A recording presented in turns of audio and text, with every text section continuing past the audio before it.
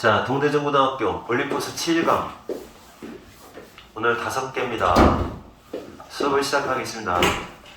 동대전고등학교 7강 오늘 5개 독해 만만한 거 거의 없어요.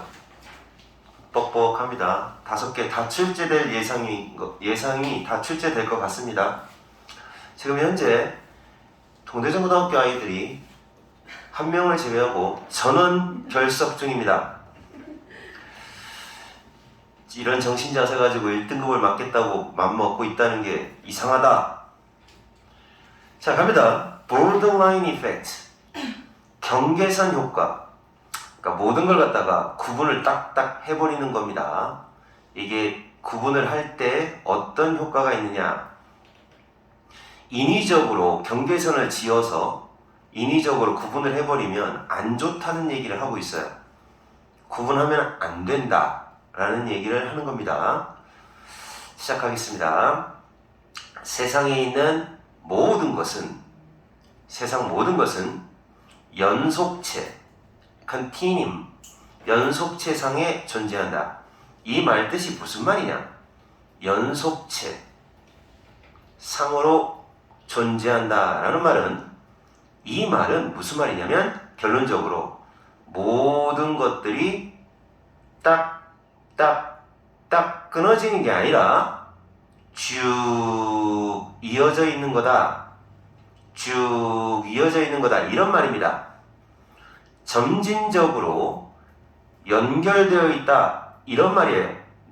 세상 모든 건 그렇게 서로 간에 연관성 없이 따로따로 존재하는 게 아니라 점진적으로 서로 연결되어 있는 거다. 연속체상에 존재한다는 말의 뜻이에요. 자, 속도에서든지 크기도 그렇고 또는 너가 생각할 수 있는 다른 가능성 있는 그런 디스크립터, 기술어, 어렵게 생각하지 마시고 설명하는 말, 이것들에 해당되는 거겠죠. 이런 것들. 그러니까 모든 거를 다 말합니다. 너가 생각할 수 있는 다른 가능성 있는 그 기술어, 설명하는 말, 어디에서든지 간에 연속체상으로 존재하는 겁니다. 다 이어져 있다라는 얘기예요. 속도가 계속 이어져 간다는 얘기예요. 이어져 간다. 아시겠습니까? 그럼에도 불구하고 우리는 create, 뭐야? 우리도 오지 말 거야. and adopt, create and adopt. 그럼에도 불구하고, 그런데도 우리는, 그러니까 이제 원리상으로 봤을 때에는 세상의 이치가 다 이어져 있는 건데, 한 선으로 이어져 있는 건데, 그럼에도 불구하고 우리가 어떤 샤프한, 뚜렷한 구분을 만들어가지고 아무 생각 없이 선택을 해버리게 된다. 우리는 그런다는 얘기예요. 인위적으로 구분을 한다는 거죠. 뚜렷한 구분을 한다. 인위적으로. 그리고 그러한 구별을 하는 것이 삶을 바꿔놓습니다. 굉장히 크게 바꿔놓는다. 훨씬 더 극적으로 바꿔놓는다.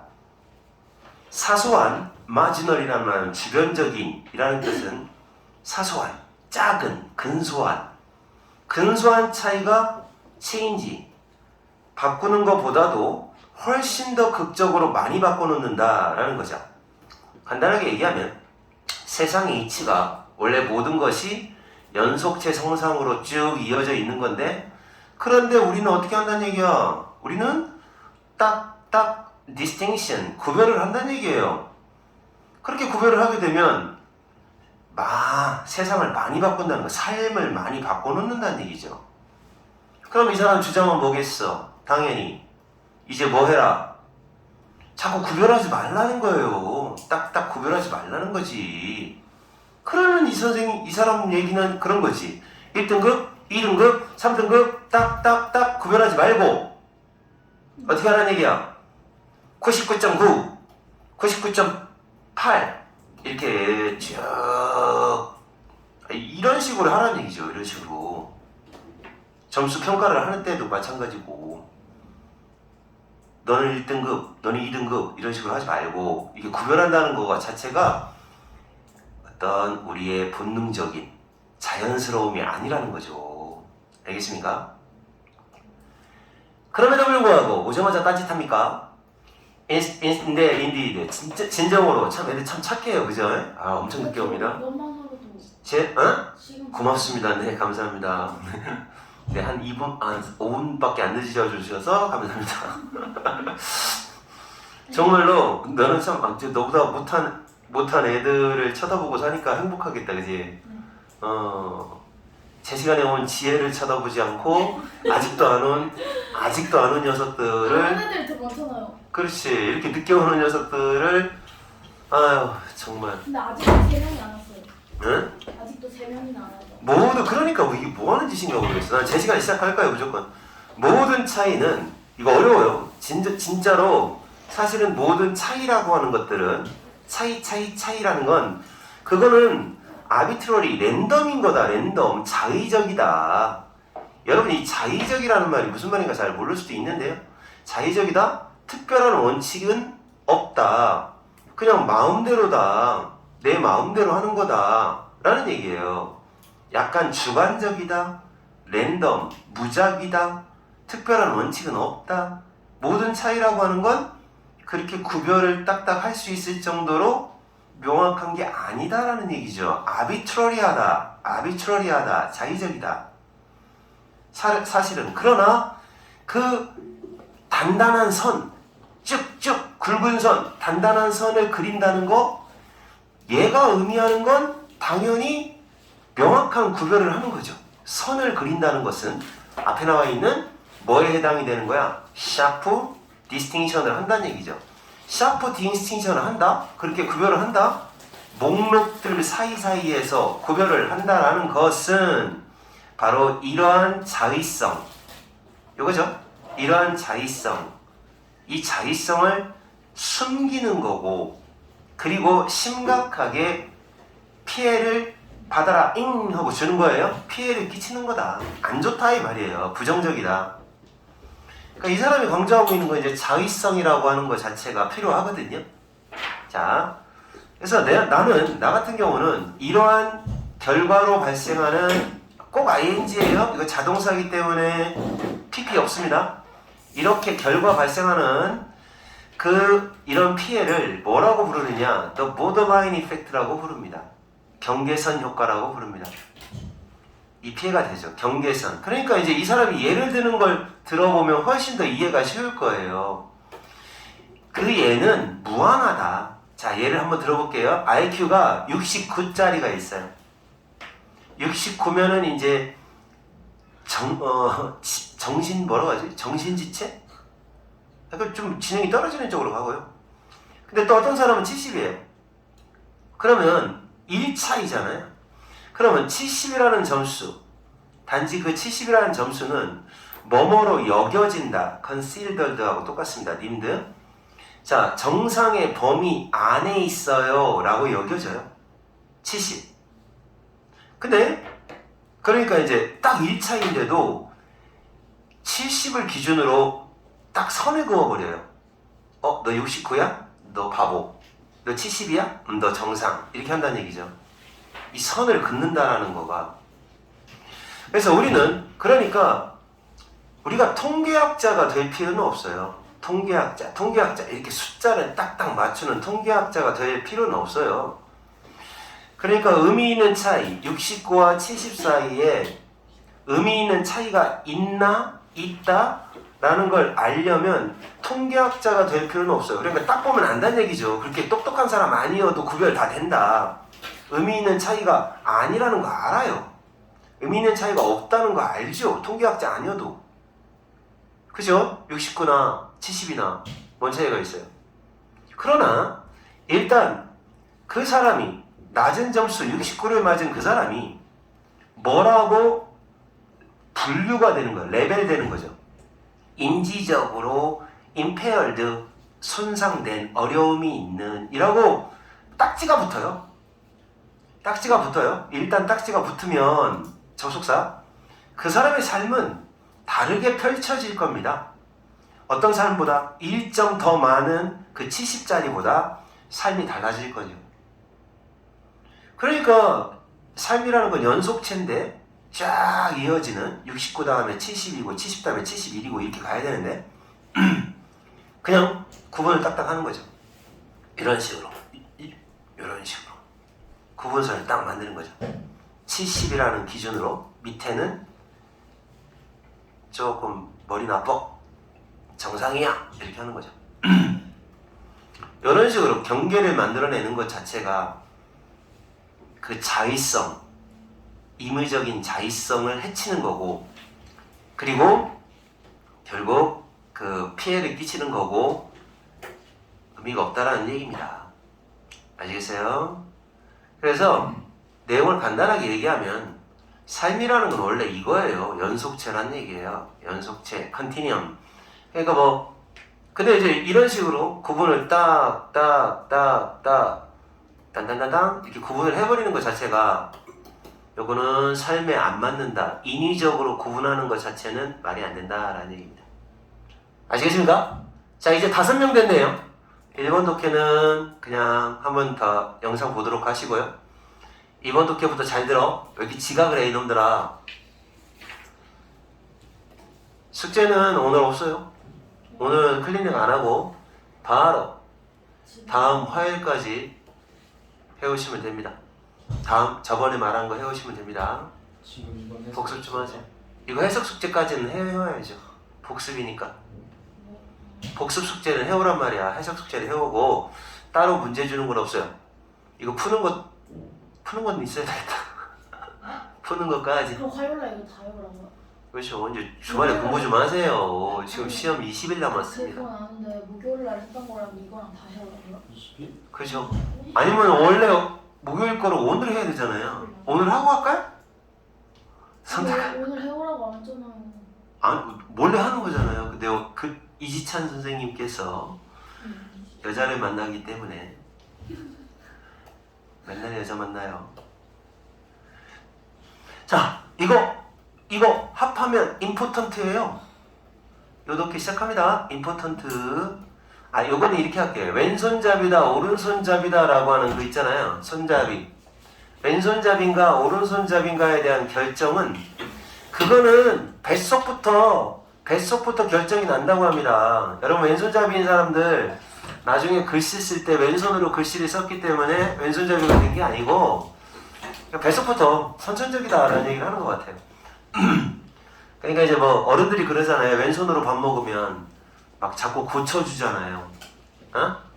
왼손을 자꾸 쓰려고 하면 왼손잡이 안 좋으니까 오른손으로 해 자꾸 고쳐주잖아요. 그거 안 필요 없다는 얘기죠. 원래 이게 선천적인 거니까.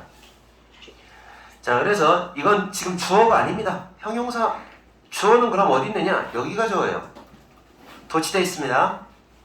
자, 그래서 이 손잡이 핸디드 오른손을 쓰느냐 왼손을 쓰느냐 하는 그 잘 쓰는 손. 우리말로 번역을 하면 그냥 뭐라고 할까요? 잘 쓰는 손이라고 할까요? 핸디드니스. 잘 쓰는 손. 왼손을 쓰느냐 오른손을 쓰느냐. 이 잘 쓰는 손의 발달의 이해를 위해서는 얘가 중요하대요. 이해를 위해서는 얘가 중요하다. 뭐가 중요하냐? 언제 묶어주시고요. 발달에 있어서 언제 얘가 진짜 목적어입니다. 얘가 가짜 목적어. 그래서 조금 복잡하게 돼 있으니까 잘 봐요. 발달에 있어서 아이가 왼손잡이가 될지 오른손잡이가 될지 아이가 왼손잡이가 될지 오른손잡이가 될지가 실제로 결정되는 때가 언제냐의 문제에 대한 대답. 언제 할까? 라고 하는 질문에 대한 대답. 이 대답이 손 어느 쪽 쓰는지에 대한 발달의 이해를 위하여 아주 핵심적으로 중요한 겁니다. 그러니까 결국 발달에 있어서 언제 결정될까요? 이걸 알아야 잘 쓰는 손이 어떻게 발달하는지를 알 수 있게 된다는 얘기죠. 언제부터 발달할까요? 하는 거를 중요하게 봐라. 오랜 생각, 일반적인 통념이죠. 오랫동안 대절이라고 생각했다. 이거는 일반적인 사람들의 통념입니다. 미스. 통념은 원래 깨지게 돼 있어요. 그러나 하고 깨죠. 깹니다. 자, 사람들이 일반적으로 오랫동안 뭐라고 생각했느냐? 이렇게 생각했어요. 그 손을 어느 쪽 손을 쓴다는 거는 단지 결정될 수 있다는 거죠. reliably 뭐 해석하지 마세요. 확실히 라는 뜻인데 부사는 확실히 결정이 될 수 있다는 건데 초등학교 때 결정이 나겠지. 초등학교 때 그때가 바로 아이가 글 쓰는 법을 배우는 때거든요. 그 초등학교 때 결정이 나겠지라고 오랫동안 생각해 왔다는 거죠. 근데 아니래요. 그럼 뭐냐? 진짜는 이거죠. 틀렸대요. 사실 연구해보니까 랄랄랄랄라 라고 합니다. 그러니까 이게 이제 이 생각은 assumption 이런 추측 생각 이런 추측은 incorrect, wrong 틀렸다는 겁니다. 아니라는 거죠. 오늘의 꼴찌는 조은서입니다. 서연이 아프대. 자, in fact 사실상 틀렸다는 거죠. 사실상 과학적인 연구를 해보니까 뭐래요? 이렇다는 거예요. 왼손잡이는 많은 어린아이들한테 있어서 초등학교 오래 전부터 정해진다는 거예요. establish는 확립하다. 정해진다는 거죠. 정해짐. 그러니까 초등학교보다 한참 전에 정해진다는 거예요. 사실은 과학적 연구를 해보니까 글 쓰는 초등학교 때부터 왼손잡이 오른손잡이 정해지는 줄 알았더니 연구해보니까 초등학교보다 전이라는 건데 재밌는 건 뭐냐면 태어나기 전, 심지어 태어나기 전이래요. 대부분의 사람들한테는. 그러니까 대부분의 사람들은 다 선천적이라는 거죠. 태어나기 전이니까. 뱃속에 있을 때. 그 연구에서는 그 손, 팔 운동, 손팔의 움직임이 어떻다는 얘기야? 안 태어난 아이들, 자궁, 엄마 뱃속이죠. 엄마 뱃속에서 태어나지 않은 아이들의 팔 움직임이 얘가 좋으네요.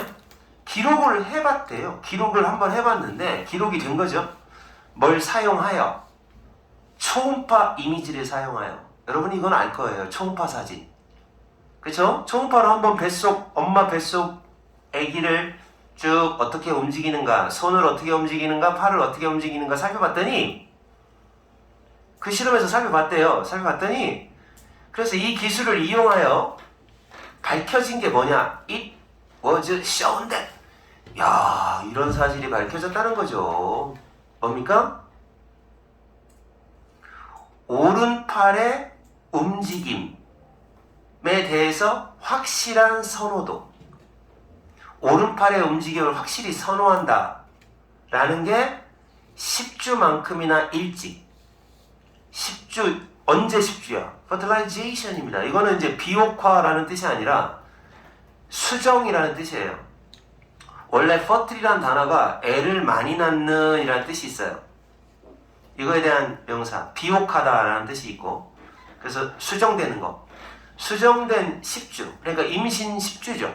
임신 10주 정도씩이나 일찍 이런 선호도가 존재한다는 거예요. 오른손을 더 많이 쓰고 싶어해, 왼손을 더 많이 쓰고 싶어해 라는 preference, 선호도, 좋아하는 마음이 더 빨리 생긴다는 거예요. 이 연구에서는 초음파, 72명의 안 태어난 아이들의 초음파, 임신 10주 후입니다. 10주 후에 72명을 초음파로 영상 조사를 해봤더니 얘가 좋으니까 복수. 얼마가 평가가 되느냐? 72% 정도, 72명을 조사해봤고, 그리고 85% 정도가 오른팔 쪽을 더 많은 움직임을 보였다. 왼손보다는. 그러니까 85대 15죠. 왼손잡이, 오른손잡이가 이미 결정이 납니다. 이 숫자는 이미 가깝다. 대략 얼마 정도와 가깝냐, 비슷하냐 라는 거죠. 89.4%. 어른들 사이에 오른손잡이가 89.4%가 되는데 이거하고 좀 비슷하다는 거죠. 그렇다면 어른들이 89.4% 정도가 오른손잡이라는 얘기는 이미 선천적인 요소로 비슷하죠. 거의 선천적인 거다 라고 얘기하는 겁니다. 그래서 손잡이가 왼손잡이가 되느냐 오른손잡이가 되느냐에 대한 결정은 뱃속부터 이미 선천적으로 나타난다 라는 뜻입니다. 따라서 여러분은 선천적이라는 단어를 다시 한번 알아놓으셔야 됩니다. 알고 있으면 한번 얘기해보세요. 선천적이라는 단어 한번. 태어나기 전부터. 아니 영어로 말하는 거야. 우리만 뜻을 말하는 게 아니라. 선천적이라고 하는 단어 알고 있는 거 다 말해보세요. 이거는 계속 나오니까. 없는데요? 하나만 얘기해봐. 응? 하나도 몰라? 다 적어줄게. 자 쓰세요. 내추럴. 타고났다. 인본. 이런 거 모르면 큰일 나요. 쌤도 검색하는 거 같은데. 예, 더 찾아요 지금. innate, inherent. 지금 선생님이 모든 걸 다 하나도 빠짐없이 찾아주겠습니다. 아, 병적인 거는 안 되겠죠? 빌트인 같은 건 어때? 이미 내재되어 있다. 빌트인.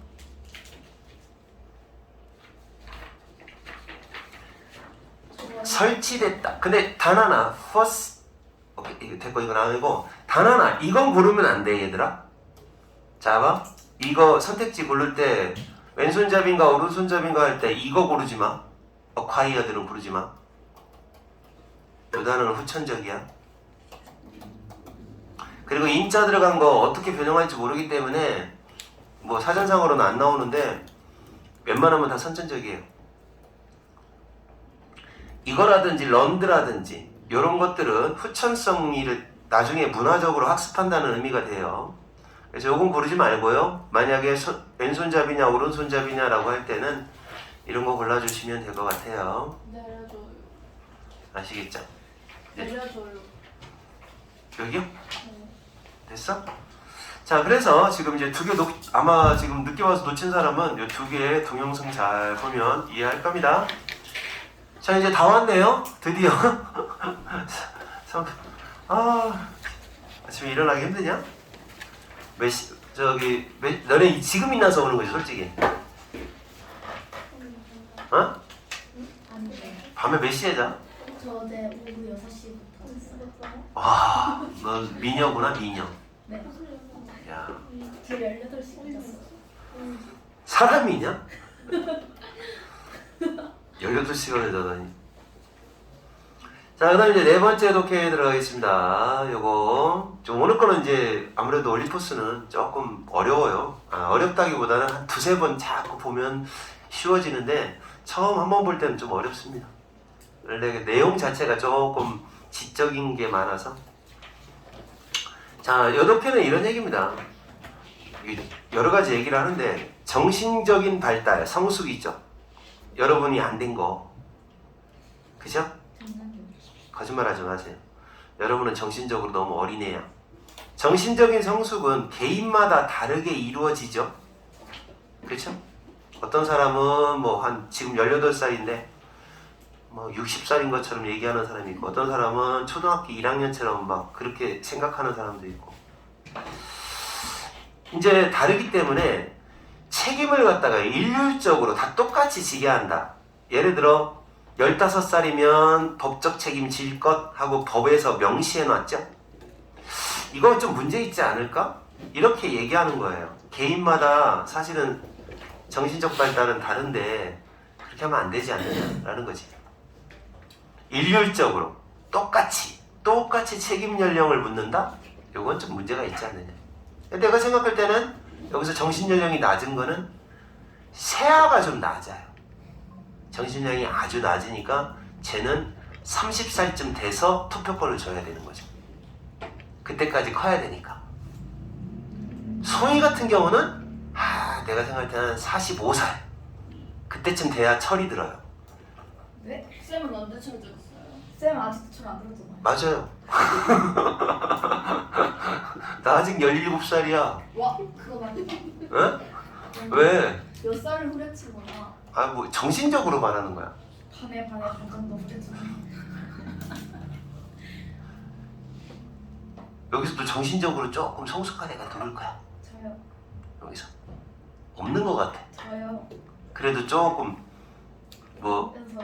그런 애들은 좀 책임을 좀 질 수 있는 그런 게 있지. 은서가 조금 정신적으로 성숙했을까? 저요. 너는 좀 아닌 것 같아. 자, 그래서 이게 개인마다 다를 수 있다 이렇게 얘기하는 거거든요. 자, 정신 발달. 자, 정신적인 발달은 뭘로 구성되어 있다라고 해. 근데 이거 조심해. 자동사기 때문에 PPP 아니야. 이거 갖다 PPP로 고치려면 이렇게 해야 돼요. is made up of 이렇게 고칠 수 있어요? 얘는 수동형이 똑같은데 이렇게 써도 되고요. is composed 얘를 써도 괜찮아요. of. 그래서 얘네 둘은 수동형을 갖는데 얘는 수동형을 가지면 안 돼요. 조심하세요. 학교 시험에서 이렇게 나오죠. 앞에 is를 이렇게 넣어놓고서 어느 것이 답일까 이렇게 물어보면 얘를 골라야죠. 그리고 이제 한 단어로 쓸 때도 있어요. comprise 이렇게 씁니다. 이건 of 안 써요. 구성되다라는 수거입니다. 그리고 여기 재밌는 게 뭐냐면 전치사 다음에 ing 하고 좀 떨어져 있어요. 그러니까 얘가 결국 의미상의 주어죠. 문법적으로 살짝 보면. 자, 그래서 정신발달이라는 것은 개인이 얘가 주어죠. 그러니까 의미상의 주어. 개인이 사회 규범과 요거 규범이에요. 규범. 법이나 제도 뭐 이런 거. 사회 규범과 사회의 신호. 규범과 신호.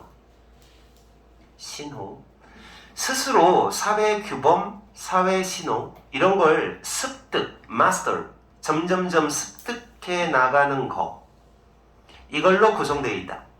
그러니까 정신발달은 학습에 의해서 사회 규범을 습득한다는 게 학습이죠. 사회화라고 합니다. 학습으로 구성되어 있다는 거죠. 정신발달은 학습. 네, 여러분 아직 학습이 안 되는 거죠. 자, 이 사회 규범을, 선행사 이겁니다. 사회 규범을 단지 어디에서만 마스터합니다. 사회적 상황에서만 좀 더 능력 있는 나 같은 사람, 특히 어른들, 능력 있는, 유능한 그런 개인들의 도움으로 사회적인 상황에서만 습득이 됩니다. 원래 그렇죠. 사회 규범을 혼자 살면서 습득할 수는 없죠. 쌤 규범 뒤에 뭐라 써요? 요거요? 시그널? 신호. 사회적인 신호. 뭐를 의미하는지 사회 규범과 신호는 규칙성을 말하는 거겠죠. 좀 더 유능한 사람의 도움으로 사회적인 상황에서만 습득이 될 수가 있는 그런 사회 규범과 신호들을 마스터링, 개인이 마스터링 해나가야 정신적인 성숙이 일어난다는 겁니다. 알아들었냐? 그러니까 혼자서는 절대 정신적 성숙이 일어나지 못해요. 그러니까 이미 알고 있는 여러분의 배경 지식으로 이해를 하면 정신이 발달하려면 배워야 된다는 거예요. 정신이 발달하려면 간단하게 얘기하면 통째로 소셜라이제이션, 사회화라고 하는 게 있어야 된다는 거죠. 여러분 사회 시간에 사회화가 뭔지 배웠죠? 문화를 학습해 나가는 과정, 한 명의 사회적 일원으로 성장해 나가는 과정, 사회화가 정신 발달과 같이 가는 겁니다. 어른한테 배워야 되고 사회 속에서만 가능합니다. 이런 의미에서 보면 정신적인 발달이라는 건 결국 자 뭘로 구성된다라는 거죠. 뭘로 구성되느냐? 내면화. 사회적인 패턴을 내면화하는 것과 관련이 있고 1번 and 2번 그리고 점점점 책임있는 행위자, 액터, 행위자가 된다는 것으로 구성된다. 그 내면화라는 게 또 어렵게 생각하지 마세요. 안쪽으로 집어넣는다는 얘기예요. 사회적인 어떤 패턴을 자기 몸 안에 집어넣는다, 머릿속에 집어넣는다라는 얘기예요. 따라서 쉽게 의미를 알아내려면 학습한다는 겁니다. 내면화라는 말 자체가. 그래서 사회적인 학습을 학습하고, 사회적인 패턴을, 그리고 책임 있는 행위자가 된다라는 걸로 구성이 됩니다. 그러니까 새롭게 언급한 말이 이거예요. 책임이죠. 책임 있는 행위자가 되는 게 역시 정신발달과 관련이 있다는 거죠. 자, 다른 책임을 지고 있는 행위자들 사이에서 한 명의 책임지는 사람, 다른 책임지는 행위자, 그러니까 다른 어른들이 있겠죠. 그 중에서, 그 사이사이에서 한 명의 책임지는 사람이 된다라는 뜻이다. 그렇죠? 그러니까 이제 연쇄법으로 설명을 하면 정신발달이란 사회와 관련이 있어 사회적 패턴을 내면화하는 거지. 그러다 보면 책임 있는 사회의 행위자가 된다는 게 정신발달이야. 그럼 정신발달은 결국 뭐와 관련성이 있느냐? 책임과 관련이 있다. 덴마크에서는, 예를 듭니다. 덴마크 같은 나라에서는 몇 살? 범죄 책임이 15살이다. 우리나라 몇 살이냐? 우리나라는 14살까지를 촉법소년이라고 하고 14살 넘어가면 그때부터 범죄에 대한 책임을 지지 않냐? 우리나라가 더 그러면 더 그치? 그래서 15살이래요. 이 연령이. 이것은 뭐를 의미하느냐? 그 나이대에 15살이라는 나이대에 우리가 뭐 한다? 우리가 대절이라고 잠깐만. 오케이. 사람들이 충분한 정신적인 성숙, maturity, 정신적인 성숙, 이거 책임지다예요. responsible하고 똑같습니다. 그들의 행동, 이 시점에 15살이라는 시점에 그들의 행동에 대한 책임을 질 만큼 충분한 정신적 성숙. 얘가 이제 충분한이라는 뜻이니까 이거 안 쓰고 여기다가 enough를 써도 괜찮겠다. 그지? 자, 그럴 만큼 충분한 정신적 성숙. 아니다. 여기다가 이 자리에다가 enough를 써야겠다. 딱 충분한 하고 꾸며주니까 충분한 정신적 성숙을 발달시켰다라고 말하는 뜻이 된다. 그러니까 이 정도면 딱 정신 발달이 됐다. 거꾸로 얘기하고 있어요. 책임 15살? 그럼 그때가 되면 정신 발달 된다는 뜻?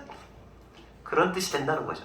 그러니까 이 사람이 얘기하고 있는 건 요점 딱 간단하게 얘기를 하면 무슨 얘기냐?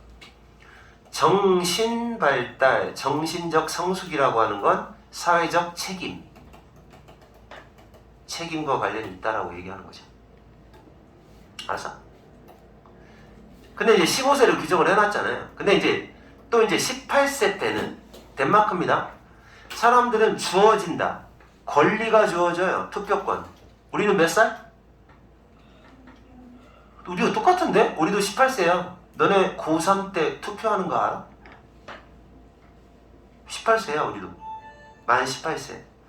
그래서 이 투표하는 권리. 야, 이거 눌렀냐? 영상 녹화되고 있냐? 네. 아, 깜짝 놀랐다. 투표하는 권리가 주어진다고요. 투표권. 그리고 그로 인해 공식적으로 포함된다. 기본적인 민주적 과정에 포함된다. 투표를 하면 민주과정에 참여하는 거죠. 참여된다. 덴마크는 이래요. 그러면 18세 때 민주과정에 대한 책임이 또 생기는 거죠. 18세의 나이에. 자, 이런 현실에 대해서 덴마크가 이렇다고 하는데 왜 이 얘기를 했을까요? 자, 나는 이 나이의 경계가, 바운더리가 적절한지, 최적, optimal, 가장 적절한지 아닌지 잘은 모르겠다. 이 나이가 맞는 나이인지는 잘 모르겠지만 분명한 건 it is clear that 분명한 건 정신적 발달이라고 하는 게 개인마다 다른 개인에 대하여 다른 속도로 발생된다라는 거예요. 알았습니까? 이 사람 주장이 이거요. 뭡니까? 속도가 디퍼런트가 두 번 나와요. 이럴 때는 누구마다 뭐뭐다. 속도가 개인마다 다르다라는 얘기예요. 정신발달의 속도가 개인마다 다르다라는 건 명확하대요. 이 사람 생각이. 15살, 18살의 경계가 적절한지는 잘 모르겠어. 하지만 분명히 내가 알고 싶은 건, 내가 말하고 싶은 건 개인마다 속도가 다르지 않느냐. 정신적 성숙의 속도가 다르지 않느냐. 그리고 S. 그리고 뭐에 따라 다르다. 잘 봐요. 특히 이건 필요 없고요. 따라 다르다. depend on. 의존하다. 달려있다. 그렇게 해석해도 되는데 선생님은 이거 좋아해요. 자, 사회적인 환경에 따라, 가족 환경에 따라. 원래 막내들은 좀 정신적 성숙이 느려요. 장남들은 정신적 성숙이 빠르고. 그러니까 사회적인 가족의 어떤 환경, 그들에게 주어져 온 수동태, 그들에게 주어져 온 사회적, 가정적 환경에 따라 달라진다는 거예요. 개인들은 정신적 성숙이라는 건 그때그때 달라진다. 이렇게 되는 거죠. 자, 그래서 나의 주장이 나오겠습니다.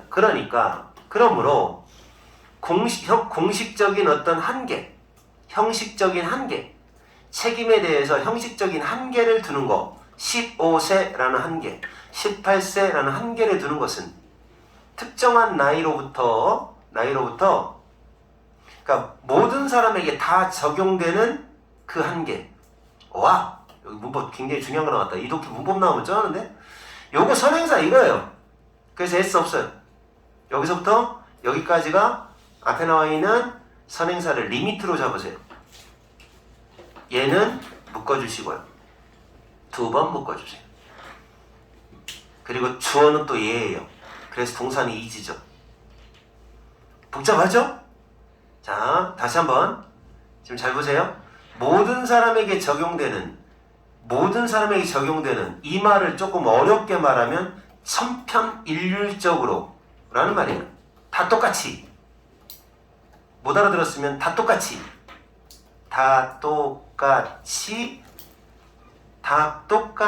적용되는 이런 말이에요. 다 똑같이 적용되는 형식적인 제한을 두는 것, 책임에 대한 형식적 제한을 두는 것은 다소 의심스러운 관행이다. 아니라고 보는 거죠. 똑같이 하지 말라. 그러니까 내가 볼 때는 정신발달 시험을 보는 거야. 정신발달 시험을 봐서 합격한 사람만 투표권을 주고 법적 책임을 묻는 거지. 이 사람 얘기로는 사람마다 다르니까.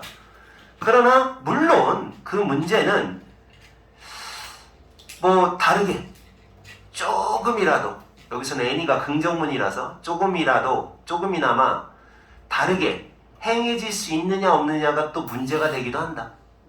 이 사람은 자신감이 없어. 그러니까 뭐 어쩌라는 건지 모르겠어. 봐라. 그러니까 똑같이 적용하는 건 좀 의심스러운데? 물론 뭐 그래 다르게 할 수 있는지는 잘 모르겠어. 이렇게 꼬랑지를 내려요. 끝에 가서. 여기서 그러니까 이런 경우는 대안이 없는 비판일 수밖에 없어요. 이 사람 글은. 무슨 말인지 알아요? 야, 그러니까 좀 똑같이 적용하는 건 좀 아니잖아? 근데 말이야, 물론 그 문제가 이렇게 좀 다르게 행해질 수 있을지 없을지는 잘 모르겠어. 하고 꼬랑지를 또 내립니다. 그래서 이 사람이 결론적으로 비판하고 있는 내용은 뭐냐? 결론적으로 이런 얘기죠. 정신적인 성숙이라고 하는 건 개인마다 다르니까 똑같이 하지 말자. 똑같이 하는 게 좀 아니지 않나? 라고 말하는 겁니다. 알았어요? 빨리 알았다고 해. 몇 시까지지? 지금 얼마 지났어 시간? 지금 2시 20분. 아 그래? 그러면 잠깐 일시 멈춤 좀 해주세요. 이빨. 자 5번 독해 가겠습니다. 오늘 10분 일찍 끝나겠네요. 한 독해당 10분씩밖에 안 걸릴 것 같으니까. 자 5번째 독해는 요거는 이제 잘 이해를 하셔야 되는데 그 마감 시한을 정할 때 이렇게 하세요. 가까이 있는 쪽으로 설정하는 게 좋다는 거죠. 2번 하는 게 마감 시한 정할 때는 좋고 다음에 해야지 뭐 이런 식으로 이건 안 된대. 그 얘기거든요. 그러니까 시간 단위 인식이 봐봐. 시간 구분이 기한이 멀게 느끼게 한단 말이야. 시간을 구분하는 게. 그랬을 때 가까운 시점으로 그 마감 언제까지야 라고 할 때 좀 가까운 시점으로 목표를 잡아야 빨리 행동한다는 거야. 행동을 빨리빨리 한다는 거죠. 시험 기간 잡을 때도 이번 주부터 시작해야지 라고 해야 그래야 공부를 많이 하지. 다음 주부터 해야지. 다음이라는 말을 쓰는 것 자체가 좀 아무래도 좀 행동을 미리미리 시험 공부를 빨리빨리 하게 하지 않는다는 거죠. 그런 거예요. 이런 것도 이제 배워놓으면 좋습니다. 그러니까 애들이 그래. 내일부터 할게요 라고 하는 말을 쓰는데 오늘부터 할게요 라고 하는 말을 써야 돼. 가급적이면 가깝게 해라. 그러니까 이게 여러분의 어떤 그 공부하는 자세에 도움을 줄 겁니다. break up, 쪼개다, 분해하다. 시간을 쪼개는 경향이 있습니다. 시간을 뭘로 쪼개느냐? 단위로 쪼개죠. 시간을 하루라는 이를테면 주로 쪼개고 달로 쪼개고 계절로 쪼개죠. 우리는 시간을 딱딱 쪼개서 쓰는데 어떤 1년의 연구를 해보니까 농부들 사이에서 1년의 연구를 했다. 여기까지는 공부할 필요가 없는 거죠. 뭐 인도의 농부, 북아메리카의 학생, 얘네들을 대상으로 연구를 해봤더니 심리학자들이 알아낸 사실이 여기까지 필요 없어요? 알아낸 사실은 바로 이겁니다. 마감 시한, 데드라인, 언제까지야 라는 마감 시한 알죠? 이 마감 시한이 이 브레이크, 쪼개는 거, 나누는 거, 쪼개의 반대편에 있어요. 쪼개의 반대편에 있으면 이를테면 어떻게 반대편에 있냐면 내년에 이런 거, 새해에 이런 식으로 반대편에 있단 말이에요. 그러니까 원래 이제 쪼개임 할 때 이번에가 아니라 다음에 이런 식으로 이렇게 반대편에 있으면 새해. 내년이죠. 그러니까 올해가 아니잖아요. 새년과 같이 이렇게 해버리면 그것을 그 쪼개는 것을 멀리 있는 걸로 간주하는 경향이 생긴다는 거예요. 아직 멀었네 이런 생각이 든다는 거죠. 리모트, 먼 걸로 여긴다. C, A, as B, A를 B로 여긴다. 그래서 결과적으로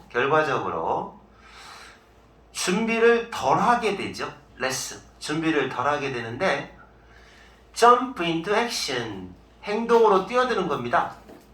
그러니까 행동으로 뛰어드는 거 실천한다는 말이죠. 행동으로 뛰어든다는 거는 실천하는 준비가 좀 아무래도 적어져요.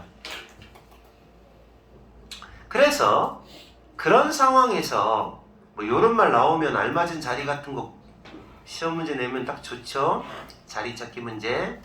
그래서 그런 상황에서 네가 할 필요가 있는 것은 바로 뭐를 해야 된다? 이거 해야 된다는 거죠. 다른 방법을 좀 찾아봐야 돼요. 그 시간이라는 틀, 타임 프레임을 생각할 수 있는 다른 방법을 좀 찾는 게 좋아요.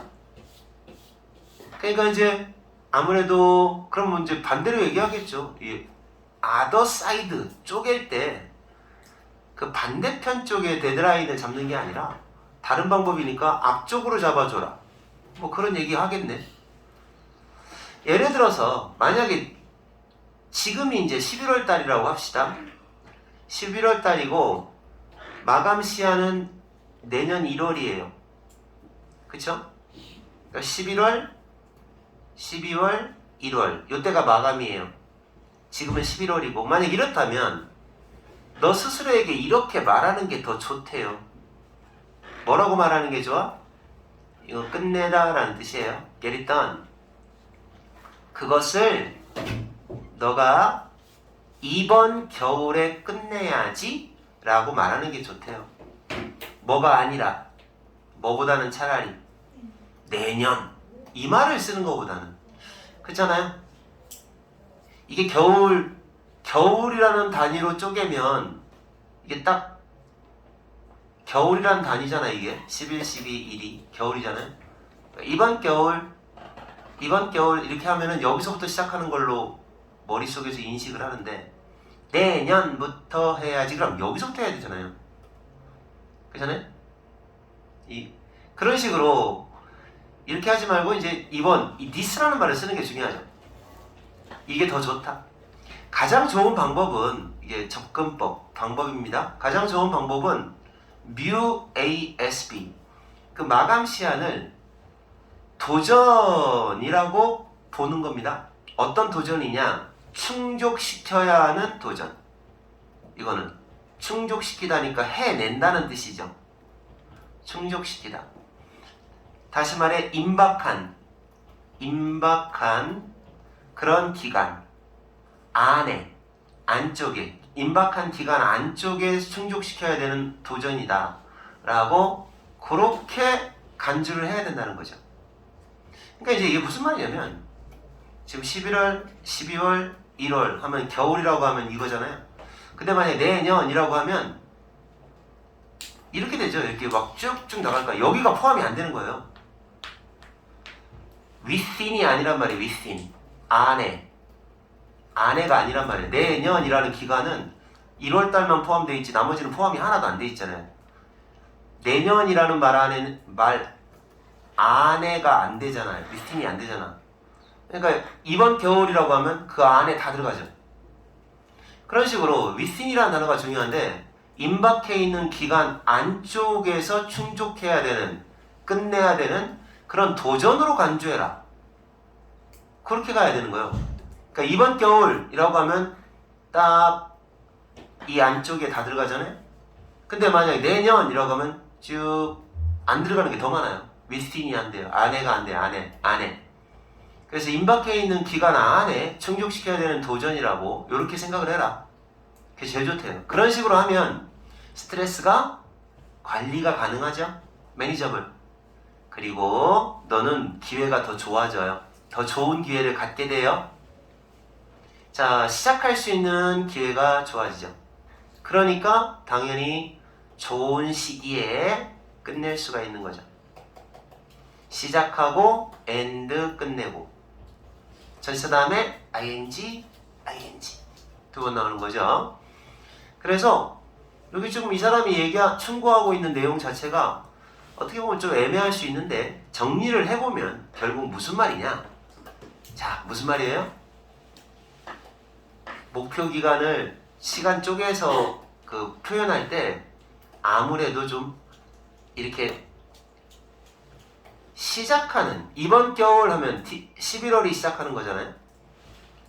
내년이라고 하면 1월이 시작인 거잖아요. 이런 쪽으로 앞쪽에서 그렇게 그 목표 설정을 하는 게 시간 쪽에서 할 때 목표 설정을 할 때 훨씬 더 그 목표 달성할 가능성이 커진다.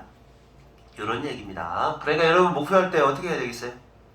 시험 공부 계획 벌써 시작했습니까? 아직 시작을 안 했다면 어떻게 해야겠어요? 오늘부터 라고 잡아야죠. 오늘부터 할 거 아니에요? 다음 주부터 그러면 안 되죠. 다음 주. 그러니까 이제 기간이 이렇게 있을 거 아니에요. 쪼개는 기간이 첫 주, 둘째 주, 셋째 주, 넷째 주 이렇게 하잖아요. 시험. 그러면 지금 속해 있는 within 그 안에 속해 있는 지금부터 이렇게 가야지. 벗어나가지고 다음 주부터 이렇게 버리면 자꾸 늦춰지는 거야. 그런 얘기입니다. 자, 이거 마음먹기 달려있는 겁니다. 이거 어차피 해야 되는 거면. 그리고 니네들이 할 수 있는 게 없어. 지금 할 수 있는 건 뭐다? 저는 수능 준비를 하겠습니다. 그런 거 아니야. 지금은 내신이야. 무조건. 바로 지금 시작해야 된다. 자, 이제 6번째 독해 보겠습니다. 이거 더 있어요? 5개요? 이거 이 독해 5개예요. 그러네. 자, 그 다음 보겠습니다. 요거는, 이게 지금 여러분, 카톡을 친구한테 보냈는데, 답장이 금방 안 오면 답답하냐? 네. 그리고 친구가 카톡을 보냈을 때 빨리 답장을 해줘야 된다라는 압박감이 있냐? 아 그건 있어요. 저 빨리 답. 있어? 난 보자마자. 그러니까 이제 어린애들이 그게 심하다네. 그래가지고 오히려 즉각적으로 응답을 해야 되는 압박감 때문에 그 기술 때문에 생기는 일이잖아. 만약에 휴대폰이 없었다면 우리가 그런 압박감은 없을 거 아니야. 휴대폰이 없다면. 근데 휴대폰이 있어. 그러면 친구한테 빨리 답장을 해줘야 그 녀석이 안 삐질 텐데 이런 어떤 심리적인 압박감이 생긴다는 거죠. 그러니까 그게 이제 좀 큰 애들, 청소년들은 비교적 덜한데 완전 어린아이들 있잖아요. 얘네들은 그게 더 심한가 봐요. 어른들도 그런 압박감이 있긴 한데 나는 별로 없어요. 그래 보여. 나는 학부모가 와도 포켓몬고 합니다. 이 부분 잘라서. 어? 학부모가 약속한 시간에 와서 기다리시면은 당연히 해야죠. 근데 막 아무 때나 오신다. 기다려야 돼요, 그럼. 내가 지금 애들한테 뭐 가르쳐주고 있어. 근데 갑자기 어떤 손님이 찾아왔어. 아니던데? 쌤내 핑계치고. 네, 쌤 저희 내 핑크치 먹어서나. 핑크보다 우리가 기다려야 돼. 아니 이제 그 질문만큼은 마무리해야지. 그 질문에 대한 대답은 마무리해야지, 안 그래? 아무리 그래도. 그러니까 뭐 막 쫓아가고 막 그런 압박감은 없어요. 얘들아 기다려. 대답도 마찬가지예요. 쉬고 있어. 대답도 애들이 뭐 보내잖아요? 얘네들 뭐 안 보낸다. 하잖아요, 뭐 보내. 안 하죠. 그러니까 안 해요. 왜 해야 될지 잘 모르겠어. 물어봤으면 대답을 해야지. 그러니까 원래 그거에 대한 자기 필요한 대화만 하고 마는 거지. 자, 그 얘기입니다. 자, 봐봐. 얘 잘 보세요. 주어 동사가 이렇게 나와 있는 상태에서 또 명사가 이렇게 있으면 그런 경우는 여기 이제 관계대명사가 생략됐다고 보는 거예요. 항상 분석을 잘 하셔야 됩니다. 이렇게. 자, 가장 프레벌런트한 단어. 자, 뭐죠? 단어장에 뭐라고 나와 있어요? 우세한, 만연하는 이런 어려운 뜻이 있죠? 만연한다. 그런데 그냥 흔한 이렇게 하시면 돼요. 일반적인. 가장 애들이 신고한다는 거죠. 꼬맹이들이 말하는 가장 흔한 문제는 가장 어려워하는 흔히 말하는 문제점이 뭐냐? 바로 이거래요. 걔네들이 자, 뭐를 느끼느냐? 이거 말이 애매합니다. 항상 접근 가능할 필요가 있어 라고 느낀다는 게 제일 큰 어려움이래요. 말도 그지같이 했죠. 접근 가능하다라고 느낀다라는 말은 빨리 응답해야 한다. 빨리 응답해야 한다 라고 하는 그런 압박감을 말해요. 접근 가능할 필요가 있다는 얘기는. 다시 말해, 엄마가 카톡을 보냈으면 바로 답장해야 될 것 같은 느낌이 든다는 거죠. 빨리 접근 가능하다. 아시겠어요? 그래서 연락이 항상 될 필요가 있다라고 느끼는 게 제일 흔히 애들이 갖는 문제점입니다. 기술이라고 하는 게 그렇게 빨리 응답하는 거, 이걸 허락하기 때문에, 기술이 있어서 가능하기 때문에 그 애들은 obligation이라고 하는 게 생긴다는 거죠. obligation이 뭐예요? 의무감, obligation, 의무감을 느낀다는 거예요. 애들은 너네들도 느끼잖아요. 그죠? 빨리 특히 승우는 많이 느낄 것 같은데 답장 안 하면 막 뭔가 욕먹을 것 같고. 자, 그 다음 이것도 나오죠. 의미상이죠.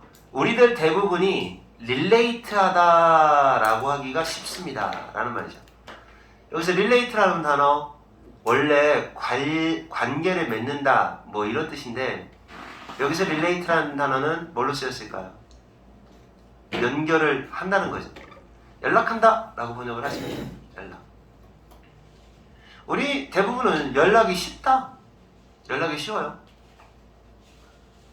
그래서 너는 어쩌면 뭐를 느끼게 되느냐, 너도 역시 어른인 너도 똑같은 압박감을 네 인생에서 똑같은 압박감을 느낄 거다.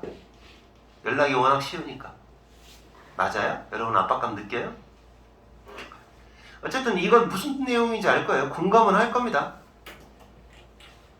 자, 대절이라는 사실을 해결하는 거 정말 어렵다. 가주어, 진주어. 자, 뭐 어떤 사실을 해결하기가 어려워? 우리가 인간이라는 사실. 그리고 즉각적으로 항상 대답할 수는 없다라는 사실. 즉각적으로 대답할 수는 없죠. 인간이니까. 그래서 그럴 수는 없다라는 사실에 대처하는 게 정말 어려운 겁니다. 쉽지는 않다. 근데 현대 기술이 워낙 좋으니까 연락이 쉬워. 근데 인간이니까 그게 완벽하게 되지는 않는다는 거죠. 어려움이 있죠. 10대 청소년이나 아니면 트윈들은 10살에서 12살 사이를 말합니다. 10, 11, 12, 13 이렇게 돼요. 13은 안 들어간다. 12까지. 트윈. 그러니까 이런 아직도 인과 아웃을, 사회적 상호작용의 인과 아웃. 인이 뭐예요? 상호작용의 인 들어가는 거, 아웃은 나오는 거. 그러면 사회작용에 있어서 들어가는 게 뭐고 나오는 게 뭐를 의미하는 걸까요? 들어가는 게 뭐고 나오는 게 뭐야? 문자 메시지를 보내는 걸 인, 받는 걸 답장하는 걸 아웃, 이런 건가? 그래서 이제 들어가고 나오는 거, 세부적인 걸 말하는 것 같아요. 세부적인 거를 아직도 배우고 있는 이 10대 청소년들한테는 훨씬 더 어렵다.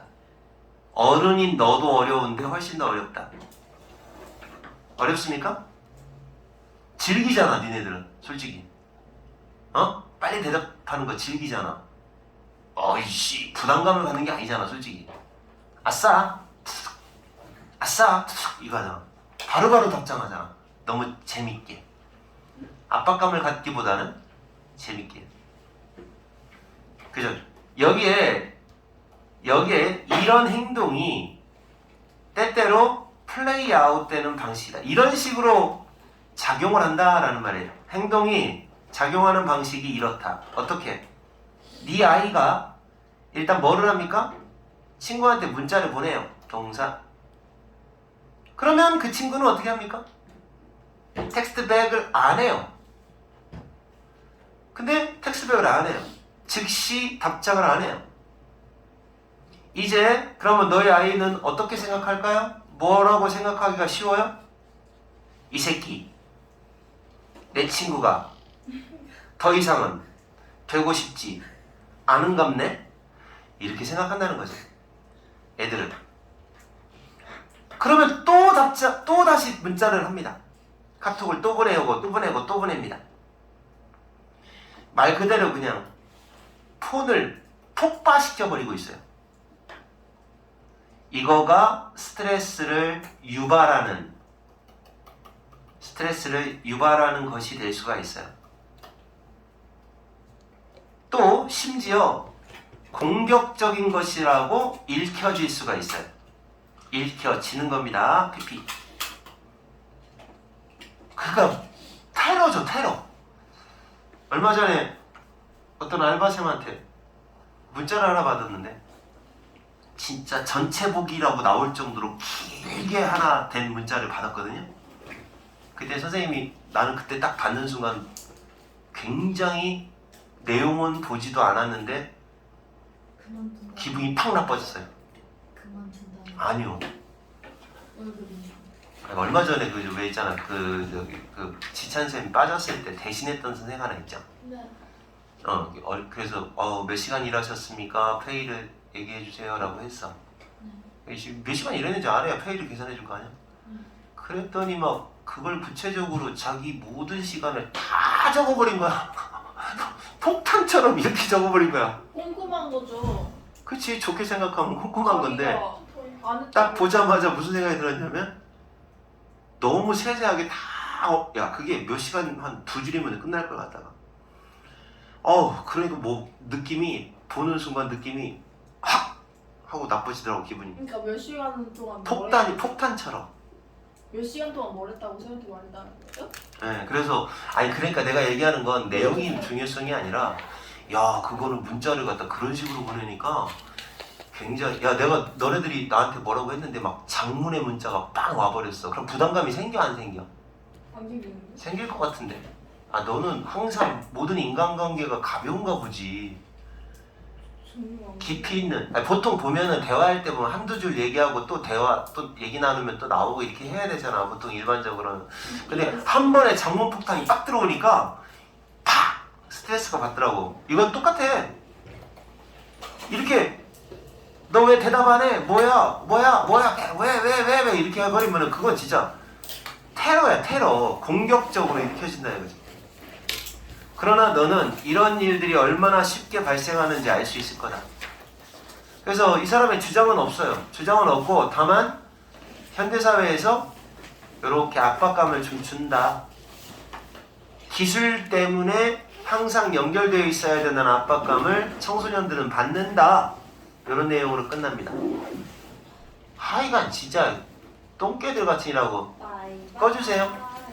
꺼주세요.